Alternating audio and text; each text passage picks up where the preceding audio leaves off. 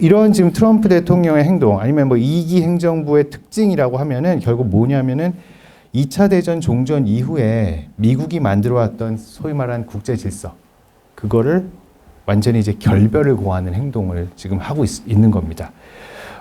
지금 트럼프의 영토 확장에 대한 얘기 같은 경우는 진지성이나 그런 실현 가능성 여부를 떠나서 특히 러시아의 서진, 그러니까 유럽으로의 지금 서진, 그 다음에 중국의 잠재적인 어떤 대만 해협에 대한 현상 변경, 여기와 맞물려서 미국, 러시아, 중국, 한마디로 지금 21세기 가장 강력한 나라 세 나라가 움직이고 있는 동향은 마치 20세기 중반 이후 국제 질서에서 강대국들이 움직였던 모습이 아닌 마치 19세기에 강대국들이 움직였던 그런 모습처럼 보여서 이것이 과연 강대국의 팽창주의로의 귀환인가 하는 것이 그런 의문마저도 들게 합니다. 그래서 오늘 제가 이제 앞으로 한 10몇 분 동안 말씀드리려고 하는 거는요. 첫 번째는 근데 먼저 그럼 세계 질서가 변한다고 하는데 자유주의 국제 질서는 뭐냐? 거기에 대해서 잠깐 먼저 말씀드릴 거고 그럼 강대국 정치로 귀환하는 것인가? 그리고 세 번째, 우리와 같은 중소강국에게 가지는 함의가 무엇인가라는 것을 제가 살짝 말씀을 드리고, 그럼 이제 바로 다음 주제로 넘어가도록 하겠습니다. 자, 자유주의 국제 질서는요, 이게 미국이 2차 대전 종전 후에 세계 문제의 주도적 역할을 행사하면서 만들어간 국제 질서를 지칭하는 말입니다. 우리는 이거를 이제 자유주의적 국제질서라고 얘기를 하는데 쉽게 생각하면 여기에 세 가지 기둥이 있어요. 그러니까 우리 이제 지구본 커다란 걸 우리가 하나 갖고 있으면은 그 지구본이 세 개의 기둥 위에 서 있다고 생각을 해보시면 됩니다.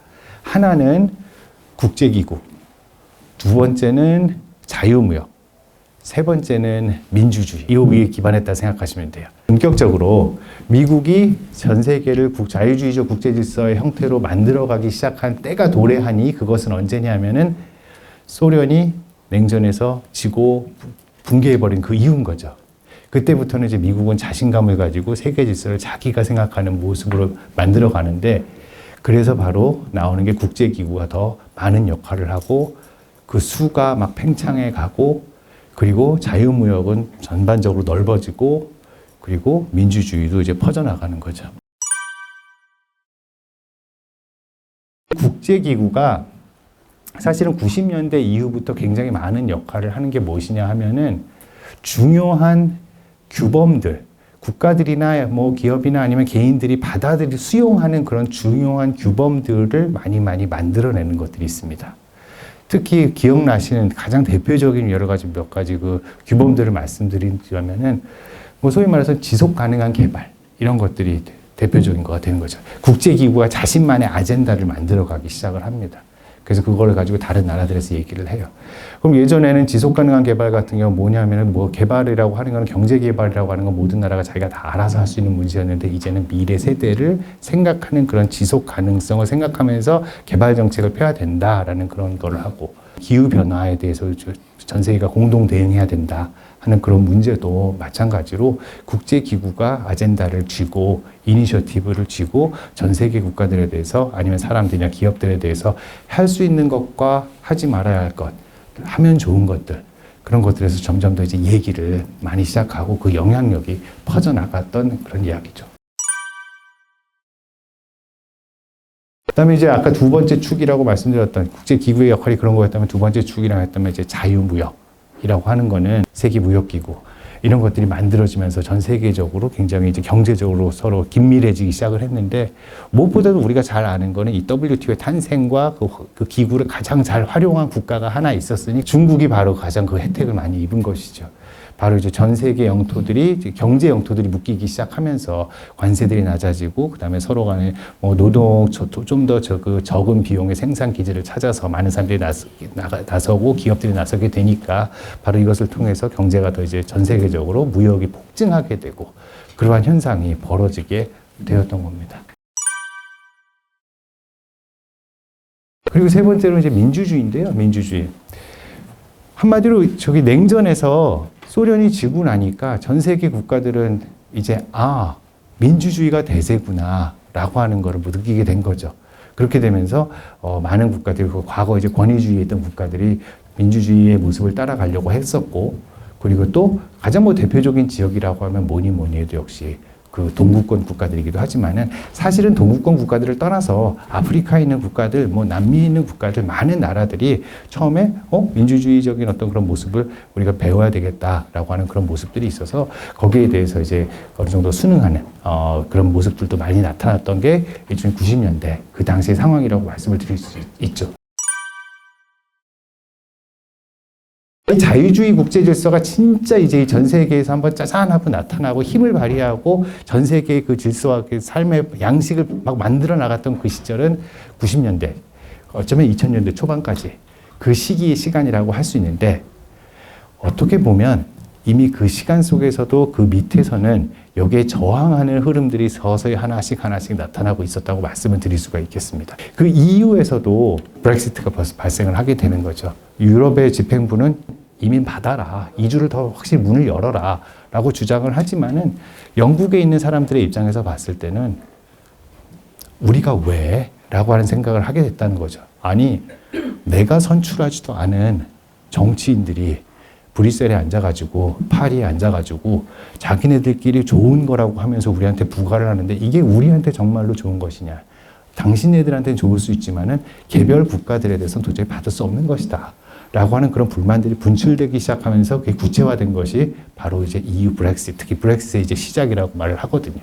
이번에 여러분들 혹시 기억하시는지 모르겠지만 트럼프 대통령도 캠페인 내내 이런 말 굉장히 많이 했습니다. 뭐 파리 기후 협약이나 뭐 저기 유네스코나 이런 얘기를 할 때 꼭 하는 말이 그 국제 기구들이 우리랑 무슨 상관인데 아니면은 우리의 이익과 그들의 이익이 무슨 상관 전혀 일치하지 않는다라는 그런 이야기를 굉장히 강조를 했거든요. 한마디로 나는 나의 길을 가겠다라고 하는 또 거기에 대해서 어느 정도 그 지지를 굉장히 확보했던 것이 사실인 거죠. 두 번째로 이제 말씀을 또 하나 드리고 싶은 건 세계화라는 이름도 굉장히 이제 큰 거죠. 세계 무역이 폭증하고 그 세계화를 통해서 뭐 생산 비용을 낮추고 그래서 더 낮은 비용으로 우리가 소비를 할 수 있고 여러 가지 우리가 혜택을 받았던 것은 사실이지만 문제는 그 가운데서 이익이 균등하게 배분되었던 것은 아니다라는 것이죠. 뭐 우리가 소위 말하는 낙수 효과라고 하는 것은 뭐 크게 일어나지 않았다는 말하는 사람들도 있고 또 무엇보다도 자본이 그리고 기업들이 점점 더 생산 단가를 낮출 수 있는 곳으로 이동을 함에 따라서 과거 공장에서 일했던 예를 들어서 미국의 뭐 노스캐롤라이나 이런 데는 가구를 만드는 사람들이 많이 있었는데 자기 그 일자리가 어느 순간 전부 멕시코로 갔고 중국으로 넘어갔다. 그 다음에 뭐 요즘 항상 미국 애들 얘기 많이 하는 게 이제 철강 이야기들 그런 얘기 하잖아요. 철강 노동자들. 그 제련소에서 제철소에서 있던 사람들이 자기 일자리를 잃어간다 이런 이야기를 또 많이 하고 그런 얘기를 하면서 소위 말해서 세계화라고 하는 것이 자유무역을 그리고 전체적인 세계 무역의 총량을 늘리고 세계 전체적인 부를 늘렸던 것은 맞지만은 그 가운데서 노동자들이나 뭔가 희생되고 있었던 사람들이 있었고 그 사람들의 목소리가 점점 더 커져가고 있었고 하는 것이고요. 또 민주주의라고 하는 것도 아까 90년대 그다음에 2000년대 초반 민주주의가 계속해서 발전하고 점점 더 넓어가고 이런 것 같았지만은 반면에 이제 민주주의에 대항하는 정치체 역시도 그 생명력을 계속 유지하고 있었으니 민주주의 국가에서 서로 얘기하고 의논하는데 너무나도 시간이 많이 걸리고 비효율적으로 되는데 반해서 권위주의 국가는 위에서 정하면 그대로 한다. 효율성이 굉장히 높다. 이것을 보고 있는 여러 개발도상국가들이 우리가 따라야 하는 모습은 미국적인 모델이 아니고 중국적인 모델이 아닌 것인가 라고 하면서 여기 중국적인 어떤 정치체제, 경제체제 그쪽에 더 많은 유인을 가지게 된다는 거죠. 이 세 가지 말씀드리고 국제기구가 국가와의 그 긴장 관계가 높아지고 그 다음에 경제에서 소외된 사람들의 불만이 커져가고 그 다음에 민주주의 국가들의 약점을 나타내는 이 순간에 이것을 바로 가장 잘 활용하면서 자기의 정치적 레토릭으로 잘 활용하면서 정권을 잡은 사람은 역시 우리 모두가 다 알다시피 2016년 선거에서 승리한 도널드 트럼프였죠. 그때만 해도 벌써 사람들이 자유주의적 국제질서 종언을 구한 것이냐 벌써 그 얘기가 많았어요. 하지만 사실은 4년 후에 바이든 대통령이 당선되고 바이든 대통령이 당선되면서 처음에 일성이 민주주의 복원한다. 그 다음에 국제 공조 복원한다. 이런 얘기를 하니까 그럼 자유주의적 국제질서가 다시 한번 이제 회복력을 발휘하는 것이 아닌가라는 그런 생각을 했었으나 바로 다시 4년 뒤 2024년 11월 그리고 이제 2025년 1월 트럼프 대통령이 이제 백악관에 귀환을 하는데 무엇보다도 압도적인 승리를 하면서 귀환을 하게 되면서 이제 사람들이 알게 된 것은 적어도 우리가 생각했던 옛날에 좀 너그러웠던 미국, 자기의 시장을 개방하고 아니면 뭔가 국제관계에서 세계 국제 기구를 통해서 자신이 일방적으로 하는 게 아니고 서로 간의 협조나 아니면 공조를 통해서 정책을 추구하고 목표를 달성하려던 미국이 아니고 이제 자신의 이익만을 달성하고 그다음에 그것을 가장 추구하는 그런 미국이 돌아온 것이 아닌가라는 그런 불안함을 이제 사람들이 서서히 갖게 되는 것이죠. 국제 질서라고 하는 거는 분명히 여러 강대국들이 이렇게 만들어가는 그런 모습이긴 한데 동시에 또 어떻게 보면 그 시대에 가는 방향을 결정해주는 그런 국가가 있어요. 근데 지금 미국이 만들어왔던 어떤 20세기에 있었던 그 자유주의적 국제 질서 이것을 대체하는 모습이 지금 어느 방향으로 가고 있는 것이냐라고 하는 거는 지금 거기에 대해서 비전을 보여주는 나라는 어느 나라도 지금 없는 것 같아요.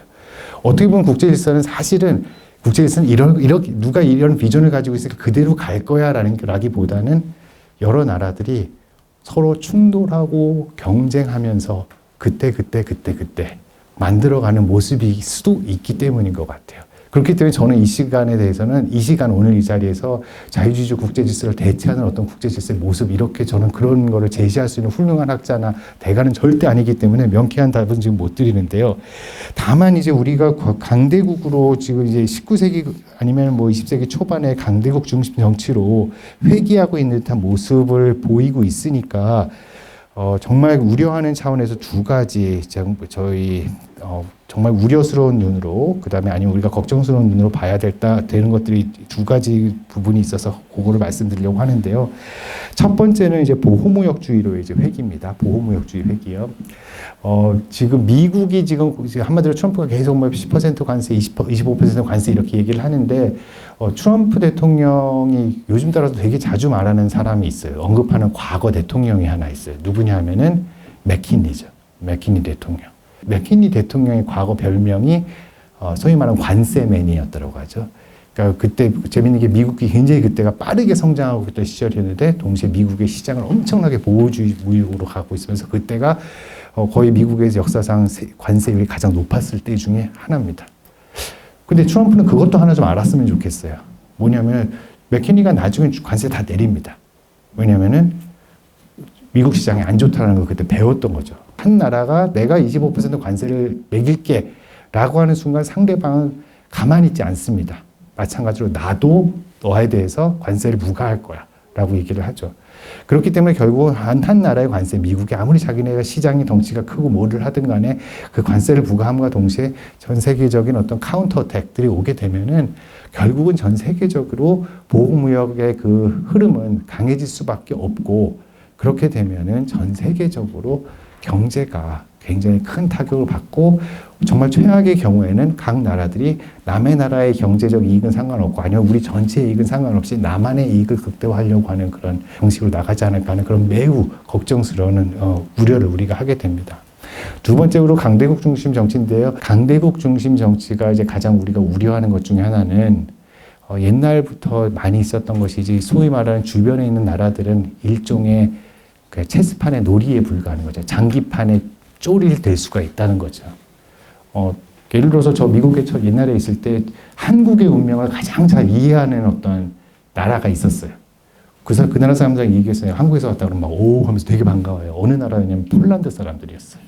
폴란드 사람들. 너무 서로 간에 잘 이해가 돼요. 우리는 옆에 중국이랑 일본이 있었죠. 러시아도 있었죠. 폴란드 같은 경우도 자기 주변에 프러시아, 그다음에 러시아, 뭐 오스트리아 막 이렇게 있었으니까 그 자기네들이 분할되었고 그다음에 자기네 의사와 상관없이 막 갈갈이 찢겨졌던 그 역사를 너무 잘 기억하는 거예요. 바로 이게 우리가 가장 걱정하는 거죠. 물론 우리는 이제 19세기 조선은 아니에요.